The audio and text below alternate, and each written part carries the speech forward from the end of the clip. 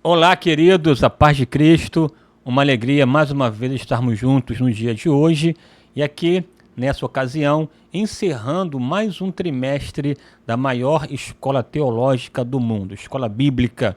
De sorte que nessa ocasião, resta-me louvar a Deus, exaltar a Deus pela sua bondade, pela sua graça e misericórdia e também te agradecer pela a sua assiduidade, pela sua assistência, tanto do ponto de vista de assistir, ver, acompanhar aqui aos vídeos, como também aqui assistir de modo de oração, de participação, de incentivo, e até mesmo alguns de vocês, de sementes que vocês plantam do meu ministério, e essa semente visa abençoar a minha vida, mas também aqui investir no canal, né? Tá aí até inclusive a chave Pix 21 98477 8523, numa ação que tem como objetivo aqui fomentar e possibilitar a permanência do canal aqui, de modo a me organizar e me preparar do ponto de vista até tecnológico para que esses vídeos aconteçam aqui. Eu quero exaltar a Deus pela sua vida, viu? Pela sua semente, pela sua oração. Que Deus te abençoe sobremodo. E nesse encontro aqui de hoje, nessa ocasião, fechando aqui esse trimestre em que nós analisamos a revista da editora Central Gospel, ícones da Antiga Aliança. Hoje, última lição, lição 13, que nós veremos sobre a vida de Neemias. Vale ressaltar que já semana que vem já estaremos tratando da próxima revista do trimestre, que será uma revista voltada à excelência de Cristo, uma abordagem doutrinária cristológica a respeito da pessoa de Jesus, viu? Hoje aqui, para você, nessa ocasião, nós veremos a aula de número 13, tá aí na sua tela aí, ó, aula 13, Neemias, o administrador e restaurador, né? Um homem de fato importante, emblemático, marcou o seu tempo, a sua época, e nós aqui veremos um pouco sobre a vida desse grande homem de Deus. É claro, não esgotaremos aqui a grandiosidade do livro de Neemias, porque é extremamente vasto, rico, é um rio caudaloso, de sorte que não é possível conter essas águas tão volumosas aqui apenas em 50 minutos, que basicamente é o tempo que eu utilizo aqui para cada vídeo, tá? Então aqui um panorama, um en passant sobre esse livro, mas tenho certeza que esse tempo que estaremos juntos aqui será um tempo de extrema relevância. Desde já te peço para você curtir, comentar e compartilhar esse vídeo e avançarmos juntos na presença de Deus. Vamos lá. O texto bíblico básico da lição de hoje, né, é exatamente esse aí, ó, Neemias capítulo 1, versículos 1 ao 6, que é o momento em que narra exatamente a pergunta cuja resposta alterou, mudou a vida, o rumo da vida de Neemias, tá? O texto bíblico básico é Neemias capítulo 1, versículo do 1 ao 6, e o texto áureo, que é o texto de referência, que na verdade visa atingir o coração da lição, é Neemias capítulo 6, versículo 3, que diz assim: E enviei-lhes mensageiros a dizer: Estou fazendo uma grande obra, de modo que não poderei descer, porque cessaria esta obra enquanto eu a deixasse e fosse ter convosco. Aqui é uma resposta que Neemias dá a Sanbalate e a sua turma, que de modo maligno, ardiloso e astuto tentaram criar uma situação, uma armadilha para Neemias. Ele, mediante discernimento de espírito, mediante experiência, maturidade, percepção, ele percebe a maldade e não atenta para o convite, a proposta de Neemias. Ele dá uma palavra: estou fazendo uma grande obra. Aqui é senso de realização, né? De modo que não posso descer. É o senso de foco. Não se pode fazer uma grande obra sem estar focado. E focado aqui tem a ver com uma determinação, clareza e nitidez do que você pretende fazer, e todo o empenho dedicado para que tal feito seja realizado, né, concretizado.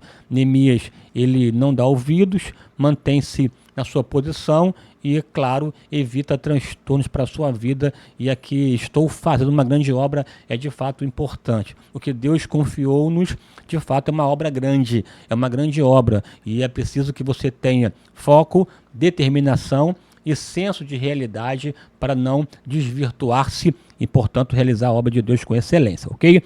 Vamos lá aqui pensar aqui um pouco sobre este livro. O livro de Neemias é, de fato, Neemias e filho de Acalias, de fato, é um tratado sobre liderança. Liderança. Quando você pensa hoje nos critérios mais elevados e mais bem desenvolvidos sobre liderança, você encontra esses princípios no livro de Neemias. Neemias é um livro em que liderança é a tônica, um homem que de fato decidiu realizar, fazer, executar, e nessa execução carregou consigo uma turma poderosa, gente que se envolveu nessa tarefa, e ao final, e ao fim e ao cabo, o que era impossível foi realizado em 52 dias. Quando é que eu falo que esse livro é um clássico, é um tratado sobre liderança, estou aqui até utilizando enquanto referência de liderança a obra, os escritos de Myles Munroe. Myles Munroe, um grande homem de Deus que hoje dorme no Senhor, escreveu vários livros, dentre eles um clássico chamado Espírito de Liderança. Nesse livro, ele desenvolve o tripé da liderança. E qual é o tripé? O primeiro ponto do tripé é essa questão do espírito de liderança. Essa expressão para ele significa o seguinte: todos nós nascemos para liderar. E esse potencial, né, esse potencial latente em nós, fruto da criação de Deus. Deus, ao criar o homem, soprou nele o fôlego de vida, e esse fôlego o tornou alma vivente e carregou também nele imagem e semelhança. Essa imagem e semelhança que ele carrega em si, fruto do sopro divino, o possibilita, o potencializa a exercer liderança. Pode perceber no texto até direto, né?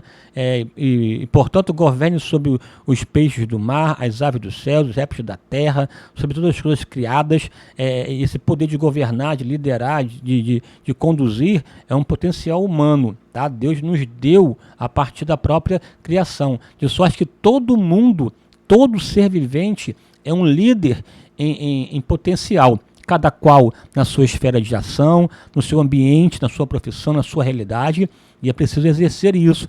E também desenvolve que esse poder latente, de alguma forma, até sofreu, digamos assim, né, algum tipo de bloqueio por conta da queda, do pecado.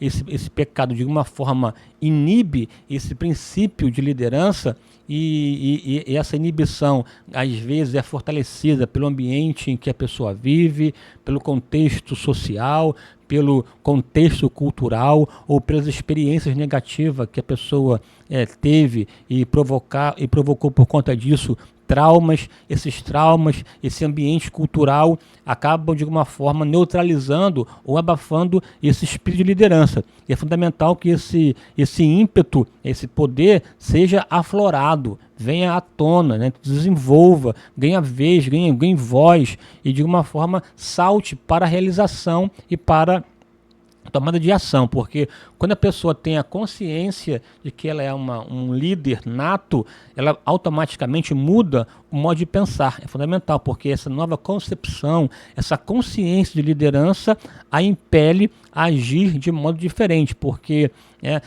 esse poder latente, quando você toma autoconhecimento, clareza dele, e acaba entendendo que você é um líder por excelência, ou é um líder nato, e você entende isso, você acaba mudando sua mente. Uma vez mudando a mente, muda a atitude. Então veja, passa pelo esse autoconhecimento, passa pela essa mudança de mentalidade, essa mudança de mentalidade desemboca em atitudes. E o que faz a diferença entre liderado e líder é exatamente a atitude, é a maneira como o líder age, atua diante da realidade.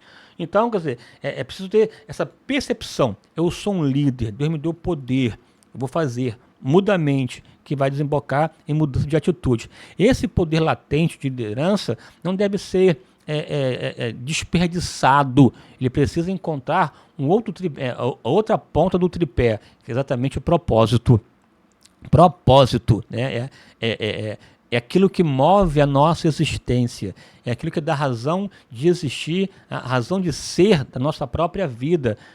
O que irei fazer, qual a minha função, qual é o meu chamado, qual é a minha tarefa, qual é o meu propósito. Esse propósito, aí você pode, não vou te explicar tudo porque não dá, né?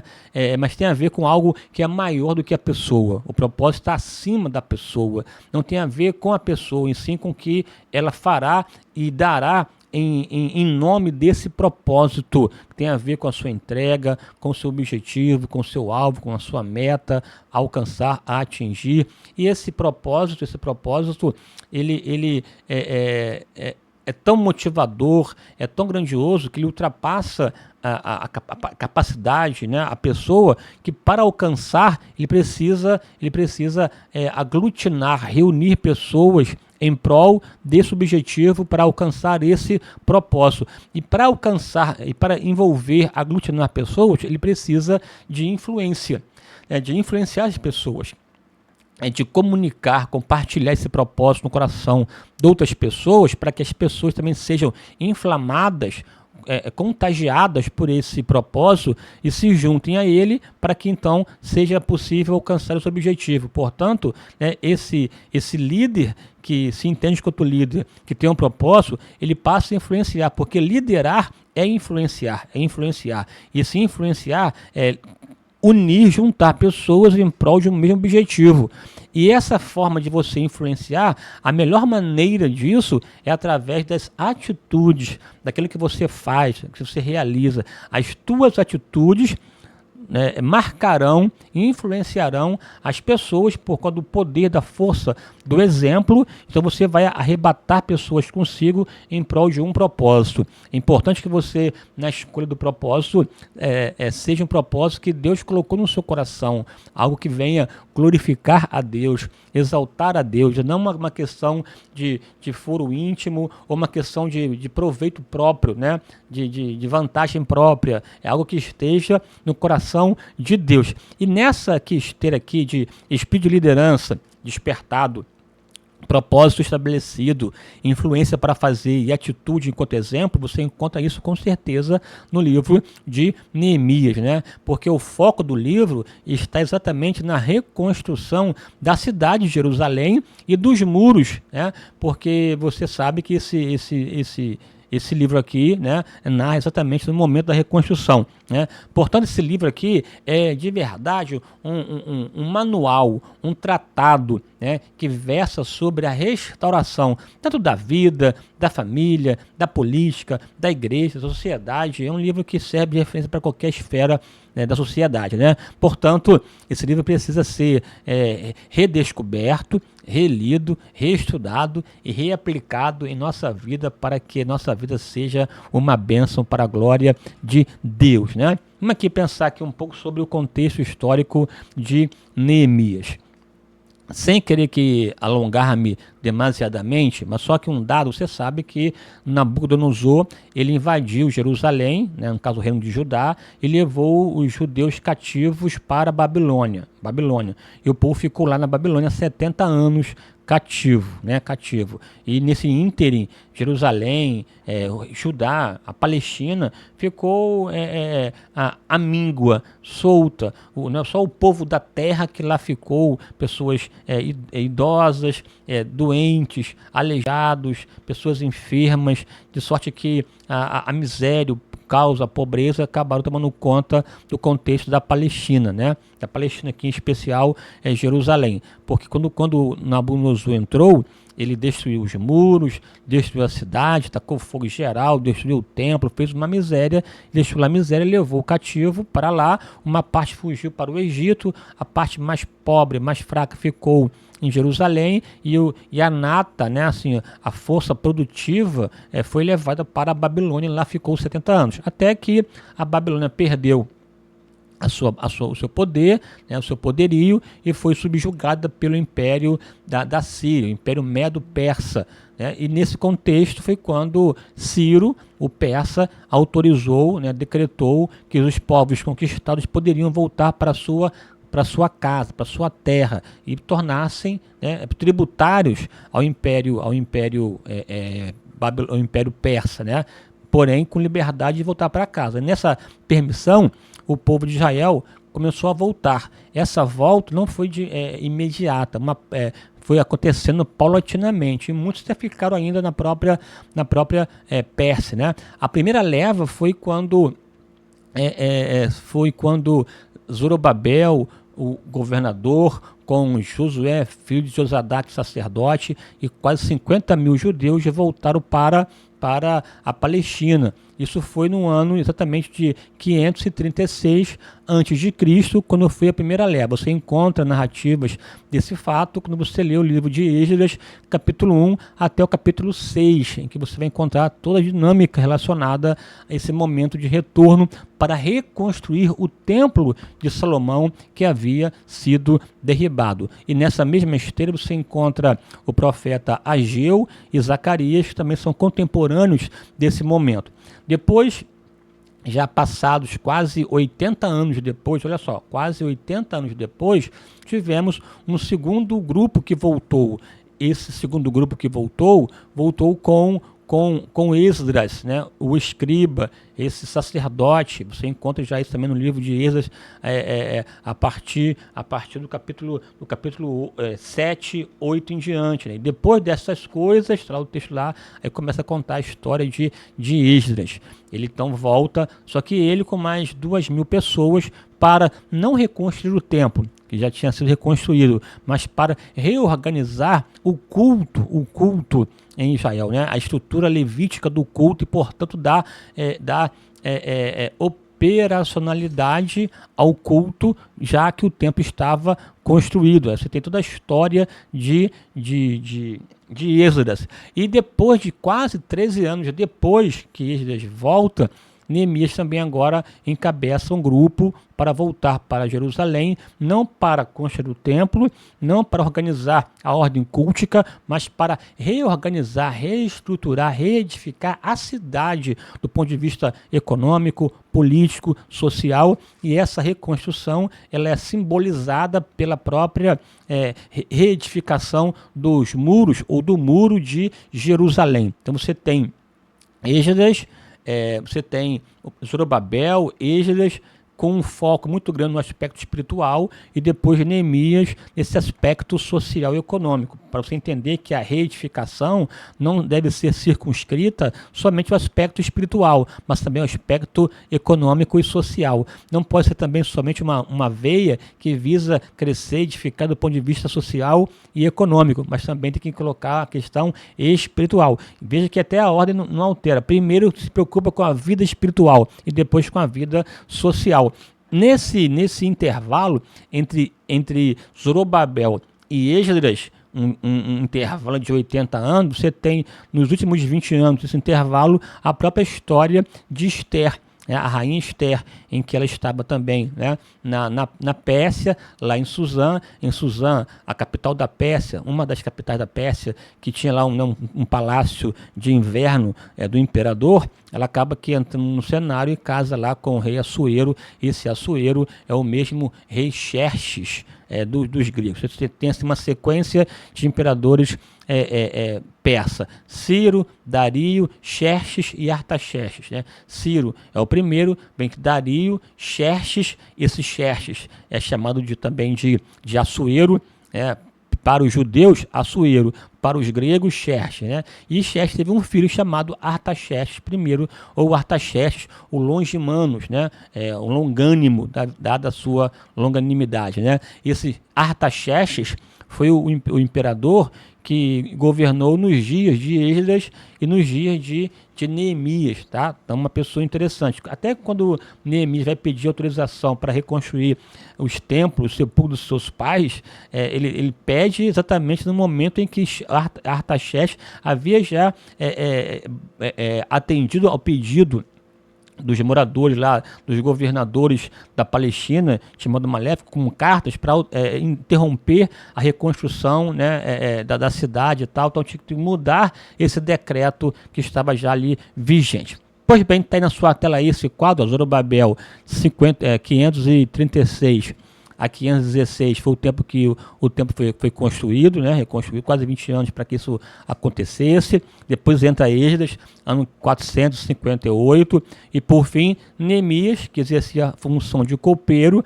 ano 444, que é o 20º ano do rei Artaxerxes. E a proposta era essa: reedifiquemos o muro de Jerusalém e não estejamos mais em opróbrio.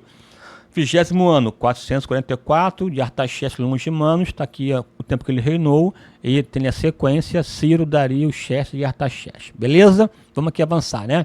Deus insere Neemias no cenário histórico. Veja bem, Neemias estava no palácio de Suzã, era copeiro do rei, que nasceu no contexto do próprio cativeiro babilônico, já exercia uma função até privilegiada de copeiro. Isso demandaria, uma confiança, porque ele era responsável para poder beber, comer, né, assim, a comida do rei, a bebida do rei, para que o rei não fosse contaminado. É uma pessoa que passou por um processo seletivo, tinha uma posição privilegiada. Normalmente um copeiro até desenvolvia também a função de conselheiro do rei, devido à proximidade que se tinha nesse aspecto, e enfim, ao cabo, Neemias estava com sua vida arrumada, organizada no palácio, seguia o barco e não precisava se preocupar com nada, tocar e viver a sua vida e vamos em frente.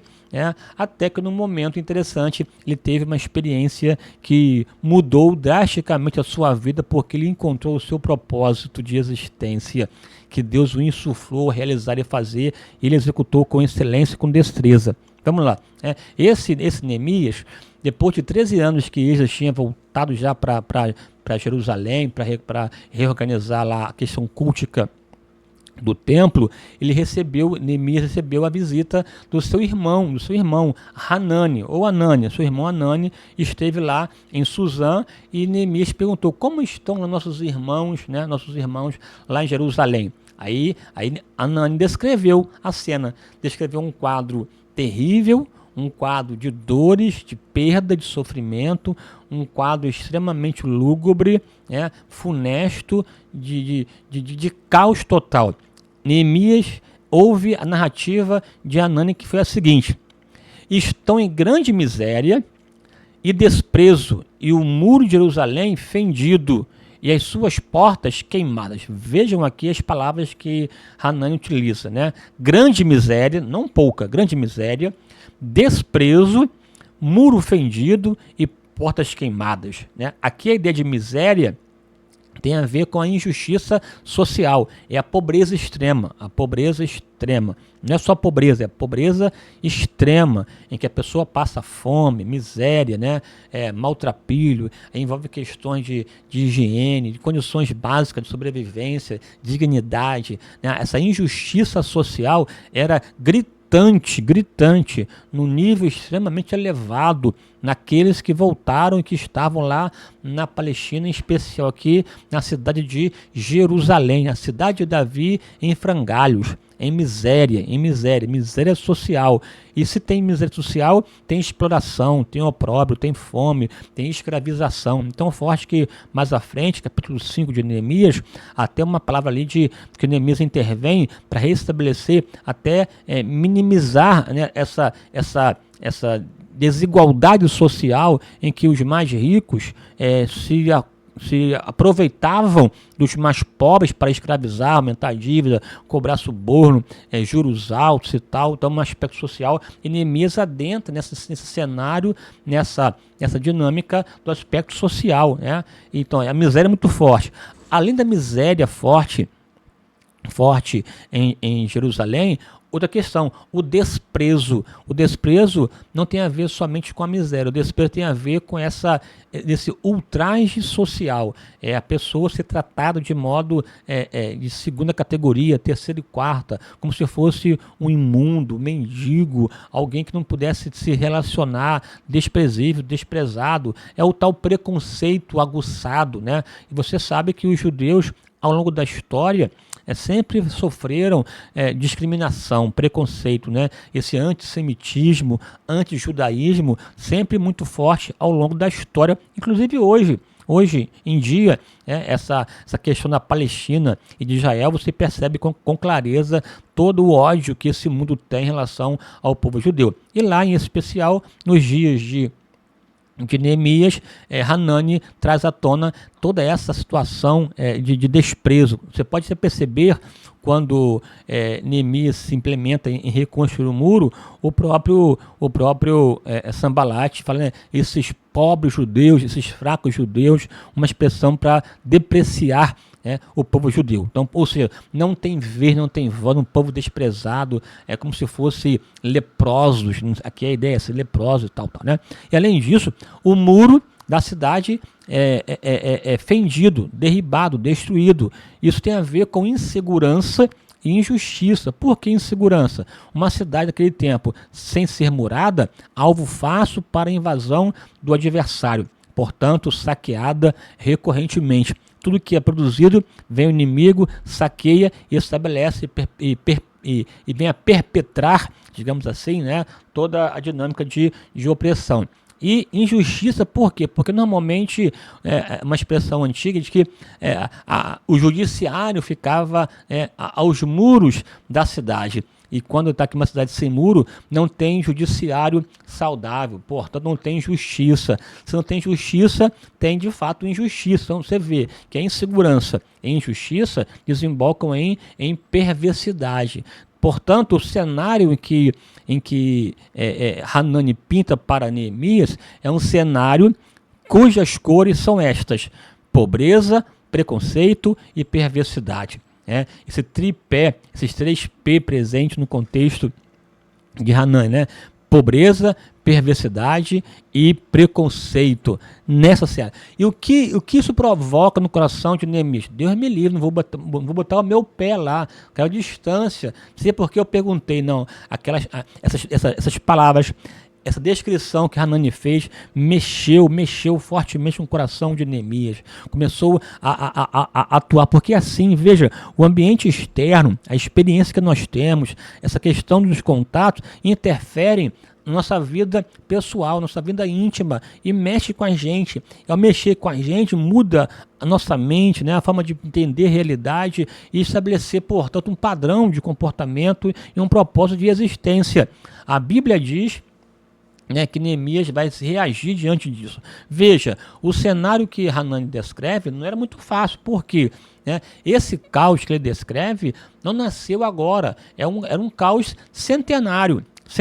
Veja, o povo voltou no ano 536, estamos no ano 444, portanto aí quase aí, né, assim, esse povo que voltou, mas a destruição foi em 586 para 444 ser decrescente, quase aí 120 anos de destruição. Uma destruição centenária. Como então mudar essa realidade? Como então alterar esse contexto? Um problema que já perdurava há século, né? Há mais de 100 anos de duração, em que o caldo estava posto, né? Veja, não havia gente disposta a mudar. Recursos necessários não haviam. Na verdade, o que existia eram muitas pessoas que se beneficiavam da miséria. Portanto, havia muitos opositores para que tal reconstrução acontecesse. De sorte que a edificação do muro de Jerusalém era, no mínimo, impossível de fazer. Impossível, é verdade, impossível, não tinha como, Neemias não tinha recurso para tanto. Como assim reconstruir o muro de uma cidade? Aqui é a cidade, não é o muro da sua casa, não é o muro da minha casa, é o muro de uma cidade. Imagine o investimento disso. E minha cidade, longe de mim, quase 1.600 quilômetros de distância. Porque Suzã hoje está no atual Irã, né? Quer dizer, a região da Pérsia e Jerusalém, no contexto do Oriente Médio, né? No corredor sírio-palestiniano, e Neemias pretende fazer uma obra, não tinha como, gente, uma coisa assim inimaginável, mas aquela questão, Deus está procurando pessoas com as quais possa fazer o impossível. Vou repetir para você, Deus está procurando pessoas com as quais possa fazer o impossível. É triste constatar que nós somente planejamos aquilo que podemos fazer por nós mesmos. Deus quer fazer através de você coisas impossíveis para que ao final de tudo o nome dele seja glorificado. O desafio de Neemias, de fato, hercúleo, para além da sua capacidade de execução. E o que Neemias fez diante dessa impossibilidade? Veja comigo aqui as reações de Neemias. Em primeiro lugar, Neemias se levantou como uma resposta de Deus ao seu tempo, como um homem de oração. Neemias se levantou como resposta de Deus ao seu tempo. Ele viu aquilo, ele se colocou diante de Deus. Senhor, eu quero ser a resposta para essa angústia, quero ser resposta para esse problema, quero ser o canal pelo qual a tua boa mão intervenha, ao intervir, mude o cenário, estabeleça um novo tempo para a glória do nome de Jesus. E para tanto ele começou a orar. E a Bíblia diz que ele, ao ouvir aquele relato, assentou, chorou, lamentou, jejuou e orou. Veja, assentou é a perplexidade, chorou é a dor intensa, lamentou. O lamento aqui não é só, lamento é sentir a dor, sentir o sofrimento, diferente de murmuração. Lamento é tristeza profunda, mas que se desemboca na oração e no jejum. Ele passou a orar a Deus durante 4 meses. Deus, eu não posso. Deus, eu não tenho. Tu sabes que merecemos até isso porque pecamos e tal. 4 meses orando incessantemente com oração e jejum para Deus abrir uma porta. Quando a impossibilidade bate a nossa porta, nós temos que entender uma coisa: Deus pode mudar o cenário. E essa mudança, ela é startada, é iniciada mediante oração, em que você busca e clama pelo nome do Senhor. A Bíblia diz que Neemias orou desde o mês de Quisleu até o mês de Nissan, ou seja, novembro e dezembro, até março e abril, quase 4 meses orando, buscando a Deus, pedindo a Deus uma oportunidade.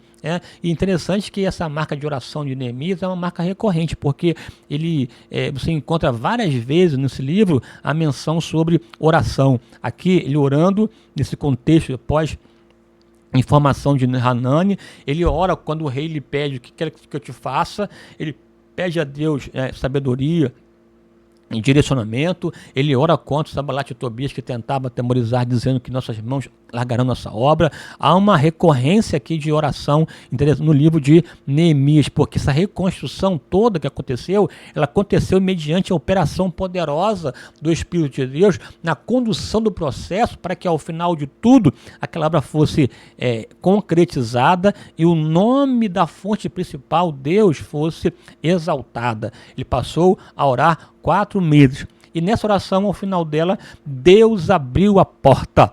Oh, que maravilha, Da impossibilidade agora surgiu uma luz que possibilitaria a virada, Porque nesse contexto da oração, ele até pede: Deus, dá-me graça diante dos olhos desse homem, do rei, para que de fato aconteça a mudança. Ele tinha contato com o rei, era copeiro, estava orando, mas só pelo fato de ser copeiro não adiantava. Deveria mover o coração do imperador, mas Deus ainda move o coração de pessoas. Deus move corações de pessoas para fazer valer a sua vontade, E um dado dia, Neemias estava na presença do rei, o rei percebeu o seu estado de espírito e o rei disse: por que está triste o teu rosto? Pois não estás doente. Aí começa o diálogo que muda a vida de uma pessoa. Então veja, uma resposta que mudou a vida de Neemias. Aí Neemias então passa a orar, e nessa oração ele está agora diante do rei. E antes de avançar aqui, eu quero destacar 4 lições importantes até agora na vida de Neemias. A primeira aqui: Neemias encontra o seu chamado. É importante que você, homem de Deus, mulher de Deus, encontre em Deus o seu chamado, o seu propósito, e por conta disso desenvolva suas ações na presença de Deus. Ao ouvir o relato de Hanani, ele assumiu a responsabilidade pela restauração. não culpou A, B, C e D, pelo contrário, se colocou como, né, um canal à disposição de Deus, né? Os desafios dele diante, melhor, os desafios diante de nós são trombetas de Deus para nos despertar para um propósito. Aquele problema colocado diante de Neemias não foi para matá-lo, mas para descobrir nele a sua real razão de existência. Portanto, o problema que enfrentamos, ele visa não acabar com a gente, mas sim despertar em nós propósitos para executar e fazer. O que te perturba, o que te incomoda, onde você percebe a lacuna, a deficiência, de repente ali seja um canal pelo qual Deus quer comunicar com você e te orientar na construção de uma obra de excelência. Segundo, Neemias inicia orando. Não tem como você alcançar o seu propósito, a realizar o impossível e fazer valer o que você deseja com a sua própria força. Peça a Deus para intervir e operar. Opere com a bênção de Deus e, para tanto, é fundamental oração. Sem oração, não há superação e tampouco milagres a ser experimentados e vivenciados. Terceiro aqui, Neemias entende que a reconstrução passa pela política. Ele pede para que Deus quebrante o coração do rei e ele esteja bem diante dos olhos do rei, né? Aqui é senso de realidade, né? A decisão passava pelas mãos do rei. Neemias não estava no mundo da lua, precisava de recursos, de dinheiro, de condições para fazer. Quem pode fazer? Quem é o canal? É o rei. Então Deus muda, quebra o seu coração, né? Inclina para que seja feito, traz o dono do ouro e da prata, passa pela questão do dia a dia. É um problema quando a gente às vezes só fica pensando em Deus no ponto célico e esquece que a vida se dá na dimensão também do social. E aqui em quarto lugar, Neemias espera o tempo oportuno. Orou 4 meses. Não porque sabia que vou orar 4 meses. Não, orou 4 meses até que a oportunidade se apresentasse para ele. Essa oportunidade que conduz ao porto apareceu exatamente quando o rei estava com a rainha. Você sabe que o rei com a rainha só poderia acontecer quando o rei a chamava, né? Não poderia entrar de modo aleatório. Se a rainha entrasse assim, um tempo sem ser chamada, até correria o risco de morrer, salvo se o rei estendesse para ela o cetro. Que o caso aqui de Esté, você pode se reportar esse cenário. Mas estava lá o rei e a rainha, um momento em que Neemias percebeu um ambiente, né, favorável a expor e a colocar as suas demandas. É importante você discernir a oportunidade, aguardar o tempo e, quando chegar, agir com sabedoria. Neemias diante do rei Artaxerxes. Vamos lá. Veja aqui, diante do rei.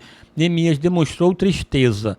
Por que está triste o teu rosto? Veja, não se dá para você esconder, né, o que está vivenciando e tal, né, assim, não tem a ver com super-homem e tal, mas também não é ficar mostrando tristeza de qualquer maneira, até que porque para o rei, aqui para Neemias, esse mostrar tristeza perante o rei não era uma questão fácil, porque o rei poderia interpretar inclusive como motivo de matar, porque havia uma cultura de que a própria presença do rei era suficiente para promover a alegria, tá? Tanto que está lá no texto, né? E Neemias temeu. Você pode ver lá depois, né? Por que está triste o teu coração uma vez que você não está doente? E Neemias temeu, porque poderia ser interpretado como uma ingratidão, estar diante do rei e não estar alegre, né? Aí, então Neemias carregava o que ele era no seu coração. Demonstrou fidelidade. Vive, ó rei, para sempre. Ele, por mais que estivesse num contato, na presença do rei, tinha acesso, mas não perde protocolos. Ele não trata o rei de qualquer maneira. Ele sabe que é o rei. Vive, ó rei, para sempre. Tem gente que não tem essa noção e fica chamando A, B e C de qualquer nome, sem ter, digamos assim, como dizia o ministro Marco Aurélio, né? A liturgia do cargo. É saber entender o momento, saber entender a situação e, de fato, isso demanda respeito, demanda reconhecimento, autoridade, tem as questões que envolvem os aspectos do protocolo. Demonstrou fidelidade. Vive, ó rei, para sempre. Eu sei que estou aqui enquanto um copeiro, estou aqui enquanto um cativo, um tributário, mas contudo não vou aqui me sublevar contra o Senhor, vive o rei para sempre. Aí ele expõe, né? Demonstrou sabedoria na abordagem. Né? Como estaria eu feliz se o sepulcro dos meus pais estão consumidos pelo fogo? Né? Quer dizer, veja que ele tocou numa acessibilidade. O sepulcro dos meus pais. Não falou assim, porque o meu povo judeu. Não. O sepulcro dos meus... Usou uma expressão, uma metáfora tão interessante, tão impactante, que mexeu com o coração do rei. Não, o sepulcro dos meus pais, porque tem a ver com honra, tem a ver com consideração aos antepassados, não tem a ver com ele, tem a ver com o sepulcro dos meus pais, é um princípio maior. Isso foi de uma forma tocando o coração do rei. Nem citou, foi o povo judeu que está lá impedido de fazer, de reconstruir sem condições. Não, já trata da dinâmica aqui, né? O sepulcro dos meus pais. Não tem a ver comigo, não é uma questão pessoal, não estou te pedindo para mim, porque eu vou pedir pelo propósito. Esse propósito está para além de mim, né? É maior do que eu, né? Aí a porta se lhe abriu. O rei perguntou: o que me pedes agora? Aí colocou na mesa. Irmão, que coisa tremenda. Da impossibilidade, oração posta, a porta se abre e vem a oferta. O que me pedes agora? O que você precisa para resolver o teu problema? Era impossível. Imagina, 120 anos no mínimo de caos. E agora, uma resposta a ser colocada. O que me pedes agora? Aí Neemias então começa a estabelecer a lista. Já estava pronta a lista, o que ele queria já estava planejado. Não foi assim, e agora o que eu vou pedir? Não, estava já aqui, Senhor, tal. Então planeje o que você quer para a sua vida, já coloca no papel, porque vai surgir a oportunidade e você vai ver a boa mão de Deus. Ele coloca: me envies ajudar. Ou seja, dá-me autorização real, né? Chancela, carimba, porque até para fazer tem que ter autorização, não se pode fazer de qualquer maneira, porque era muito empecilho, era muita dificuldade. Dá-me autorização para que eu vá a Jerusalém ajudar. Segundo, para que eu a edifique. Eu vou para lá, não é para morar lá não, Senhor. Eu vou lá, meu rei, é para edificar, reconstruir, porque lá que estão os sepulcros dos meus pais. Né? E eu vou lá, já sei o tempo que eu vou gastar, já sei o que eu vou fazer, já tenho um propósito definido, delineado.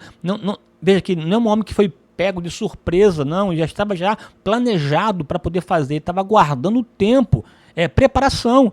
Por mais que você não esteja agora fazendo, faça se preparando, para quando vier a oportunidade, você esteja preparado, né? Dá-me também cartas para os governadores além do rio, porque ele sabia que lá os governadores, Sambalate, Tobias, Gesem e tal, impediam as ações, queriam bloquear essas questões de fazer. Né? O povo da terra que lá estava debaixo de um jugo opressor.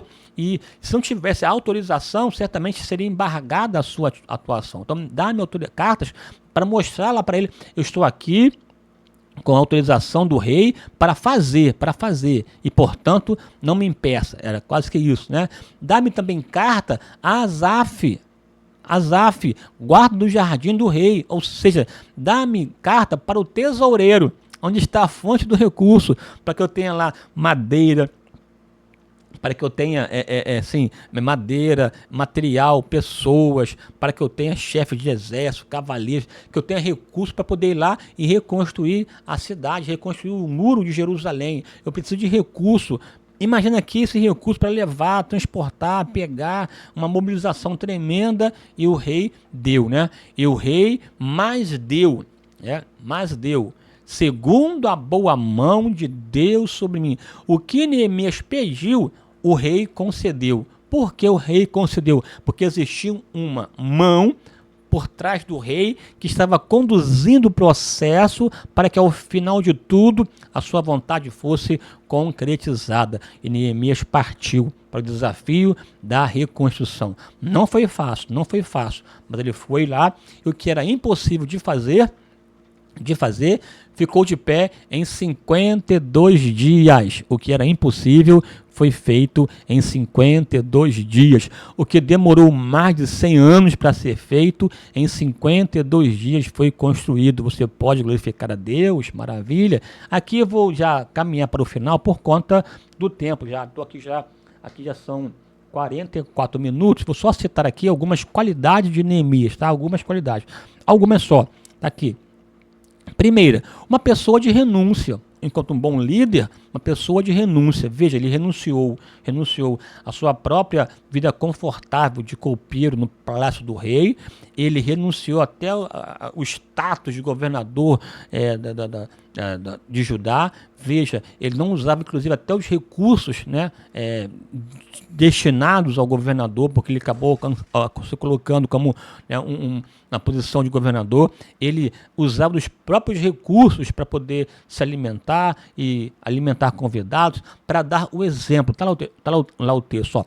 Era copeiro do rei, mas sofreu pela dor do seu povo. Como não estaria triste o meu rosto, estando a cidade, o lugar do sepulcro dos meus pais, assolada? Não cometa o pecado da indiferença. Renúncia tem a ver com o homem de Deus também. Segundo, uma pessoa que sabia aproveitar oportunidades. Após orar, Deus abriu a porta e o rei me disse: que me pedes agora? Tenha esse discernimento para aproveitar as oportunidades.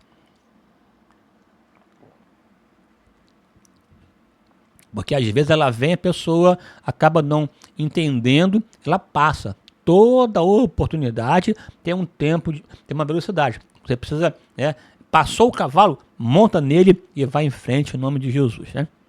Uma pessoa que sabia encorajar. É a ideia do líder, que influencia pela ação e conduz pessoas para realizar um propósito.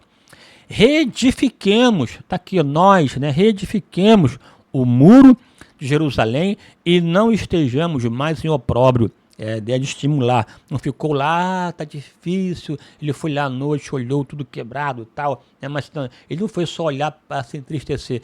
Olhou e estava já planejando o que fazer. Estimulava. Terceiro, uma pessoa que sabia identificar os seus inimigos, não perdia tempo com com questões outras, sabia identificar o inimigo.